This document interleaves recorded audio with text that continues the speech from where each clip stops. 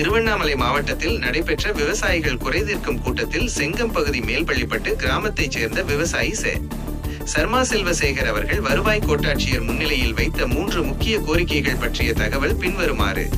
விவசாயி சர்மா செல்வசேகர் அவர்கள் மாவட்ட ஆட்சியர் தலைமையில் நடக்கும் மாதாந்திர விவசாயிகள் குறைதீர்க்கும் கூட்டமல்லாமல் குறிப்பிட்ட தேதியில் வருவாய் கோட்டாட்சியர் தலைமையில் நடைபெற்ற கூட்டத்தில் பின்வரும் கோரிக்கைகளை முன்வைத்துள்ளார்.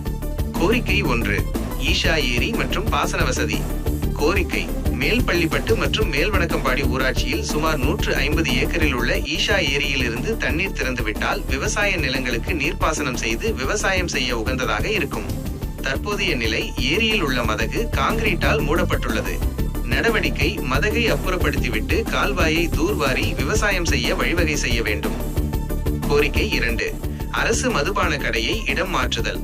கோரிக்கை: மேல்பள்ளிப்பட்டு ஊராட்சியில் சாலை ஓரமாகவே கோவிலுக்கு செல்லும் வழியிலேயே, மருத்துவமனைக்கு செல்லும் வழியிலேயே, பள்ளிக்கு மாணவ மாணவிகள் செல்லும் வழியிலேயே அரசு மதுபான கடை டாஸ்மாக் இயங்கி வருவதால் அங்கு அதிக விபத்துகள் ஏற்படுகிறது. நடவடிக்கை: இந்த கடையை வேறு இடத்துக்கு மாற்றம் செய்ய வேண்டும். கோரிக்கை 3, கட்ட பஞ்சாயத்து பிரச்சனைக்கு நீதி. கோரிக்கை: சுதந்திரமடைந்து 78 வருடங்கள் ஆன பின்னரும் மேல்பள்ளிப்பட்டு பஞ்சாயத்தில் கட்ட பஞ்சாயத்து செய்யும் தொழில் அமோகமாக நடைபெற்று வருகிறது. பாதிப்பு: இதில் ஒரு விவசாயி குடும்பம் அந்த கட்ட பஞ்சாயத்துக்காரர்களால் பாதிக்கப்பட்டுள்ளனர். நடவடிக்கை: பாதிக்கப்பட்ட விவசாயிக்கு நீதி கிடைத்திட வேண்டும். குறிப்பிட்டது: எங்கு சென்று புகார் கொடுத்தாலும் ஒரே சமூகம் என்று கூறி புகார் அலட்சியப்படுத்தப்படுவதாக வருவாய் கோட்டாட்சியர் முன்னிலையில் தெரிவித்துள்ளார்.